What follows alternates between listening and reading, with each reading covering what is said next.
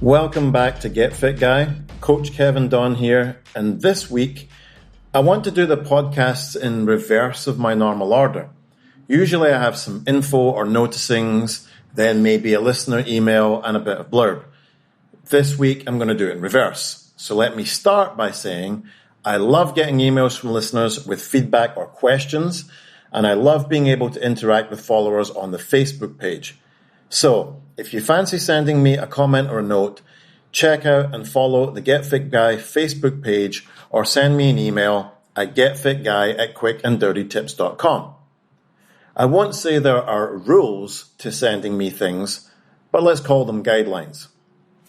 We're at a strange point in human history where, as a species, we are mimicking more than we're creating. I did a whole episode on higher versus lower order thinking and how remembering things is the lowest order of thinking you can do. This is mostly because remembering is not actually thinking, it's regurgitation. And the highest orders of thinking are evaluation and creation. So, if you get your panties in a bunch about something I've said, definitely email me, but remember, a Netflix documentary, a TikTok, or even a book, unless it's an actual text, is not evidence. You may resonate with it, but that doesn't make it fact. Which brings me to my listener email of the week. As you know, I try my best to be objective, which means taking in all sides of an argument and then using higher order thinking skills like evaluation to make a decision based on available data. So it wouldn't be very objective of me to read out emails week after week that start with, Kevin, I love your podcast. You're the best.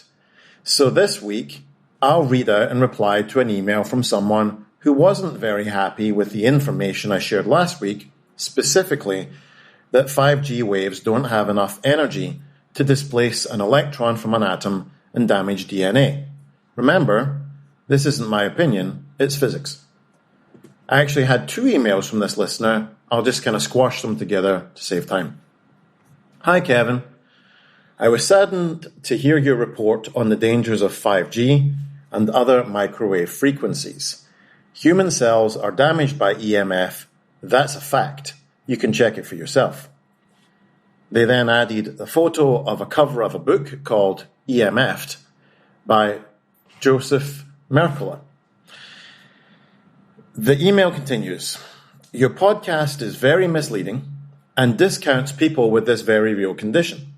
You put all your eggs in the World Health Organization basket, which we now know is highly biased and compromised.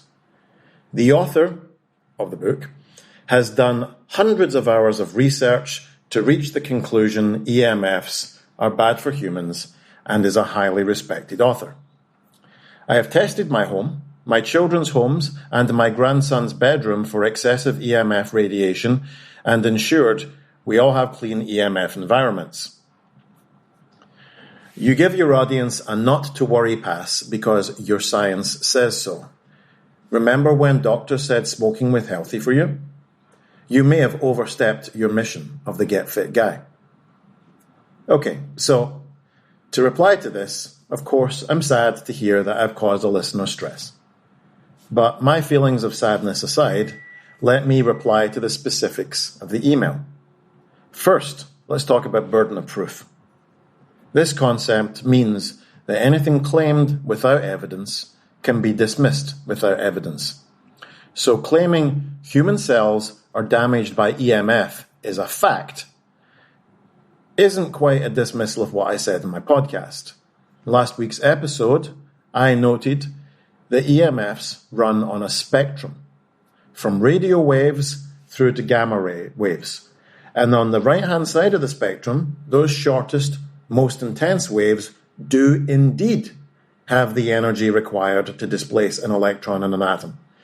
Gamma waves and X-rays will indeed damage human cells and our EMFs. So right off the bat, you are misrepresenting what I said.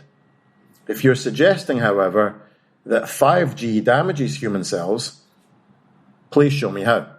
Again, burden of proof falls on the claimant. Screenshot of the cover of a book is not evidence.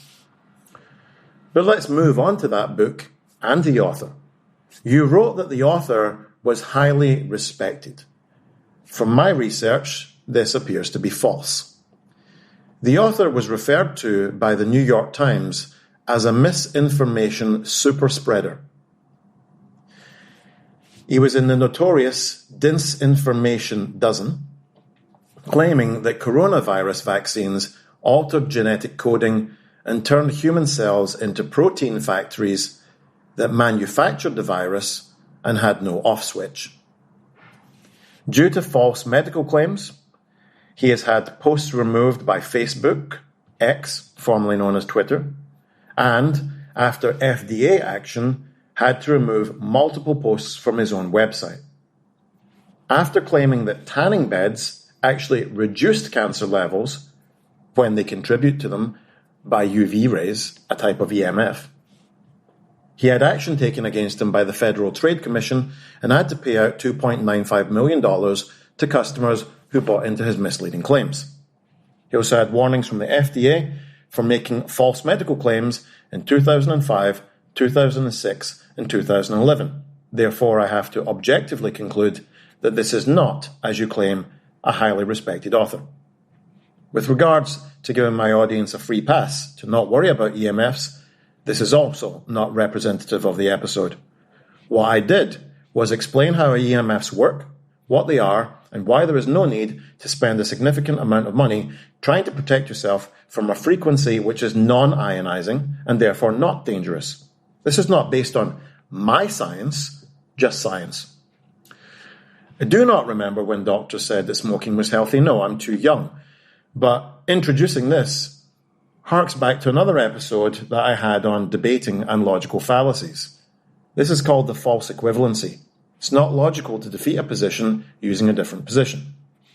And finally, my mission as a Get Fit guy is to share objective, non-biased, and non-pseudoscientific information to allow people to make their own choices about their health. Unlike the influencers selling EMF detectors and anti-5G boxes for your desktop, I don't have a discount code, I don't get a kickback, and believe it or not, I'm not a shill for the World Health Organization. I won't allow single outliers to determine my mission, and stress being introduced to people by fear-mongering does indeed affect health.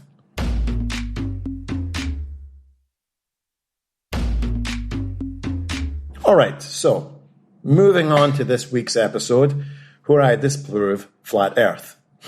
No, that was just a little jokey joke. Fitness is the topic this week. So this past weekend there saw the annual CrossFit Games, where the so-called fittest on earth were crowned. I mean, it's actually the fittest of the people who pay a fee to enter the CrossFit Open, but let's see what fitness is.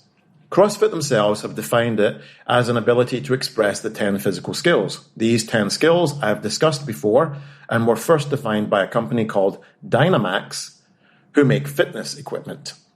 The skills are in no particular order: strength, speed, power, stamina, endurance, accuracy, agility, balance, coordination, and flexibility. So that's a definition of fitness by a private company who sells fitness equipment and is being used by another private company that makes money from using these skills to crown the so-called fittest on earth. Although the main part is really their 13,000 plus gyms globally, which do a great job, I have to say, of improving the overall fitness of hundreds of thousands of people. I'm not a hater.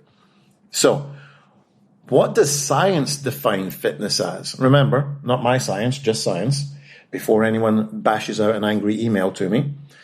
Well, it's the quantitative representation of reproductive success, and isn't defined individually, but defined by a representative population.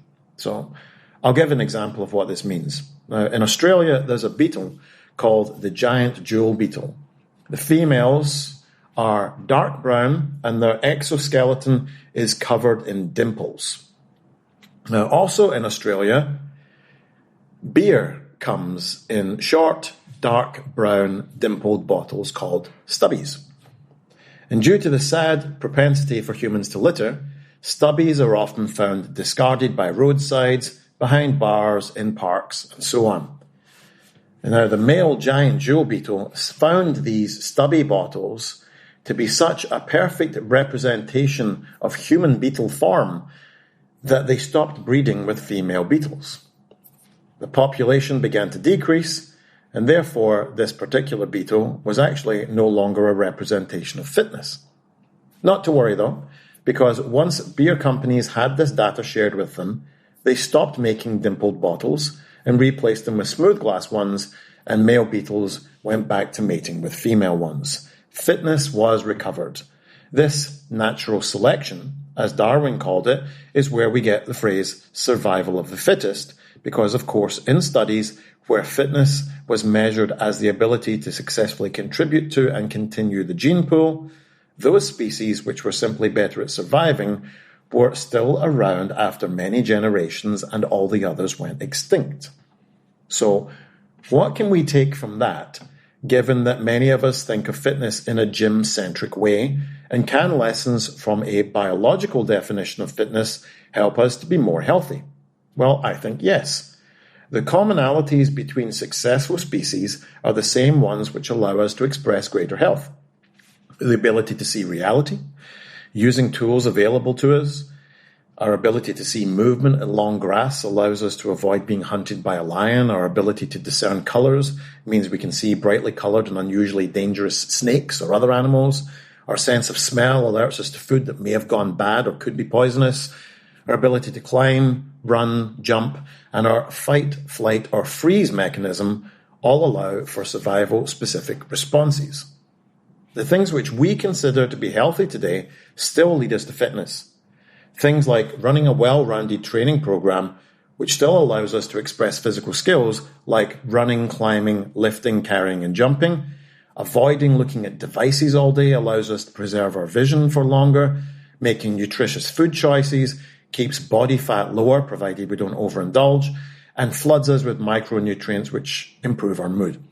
So, whilst CrossFit is claiming to crown the fittest on earth, and it may seem really far removed from the biological definition of fitness, I would still wager that a population of a species that eats well, moves often, develops strength, speed, power, stamina, agility, endurance, accuracy, balance, flexibility, and coordination, and doing so in the context of a fitness community, a tribe, would be more biologically fit than a population of species that found itself sedentary, undernourished, and isolated from members of its tribe.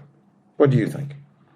If you have a training question, if you want to get some individual training program design, or just want to say hi, head over to the Get Fit Guy Facebook page or send me an email at getfitguy@quickanddirtytips.com. Get Fit Guy is a Quick and Dirty Tips podcast. Thanks to the team at Quick and Dirty Tips, Adam Cecil, Morgan Christensen, Holly Hutchins, and Davina Tomlin. I'm your host, Kevin Dunn. If you have a question for me, leave me a voicemail at 510-353-3104 or send me an email at getfitguy@quickanddirtytips.com. For more information about the show, visit quickanddirtytips.com or check out the show notes in your podcast app.